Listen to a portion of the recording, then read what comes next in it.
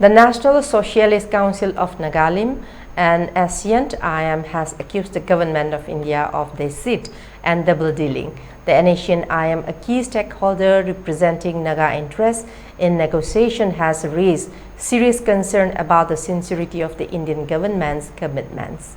Since the signing of the Historic Framework Agreement in 2015, aimed at addressing the long-standing Naga issue, expectations for a lasting peace have fluctuated. The agreement, which recognized the unique history and sovereignty of the Naga people, was held as a potential breakthrough after decades of conflict. However, according to the NSCN IM, the government's actions have fallen short of its promises.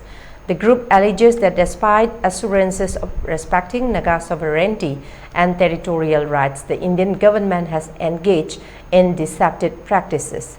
This includes what the NSCN IM describes as deceitful maneuvers that undermine the spirit of mutual respect and trust essential for successful negotiations.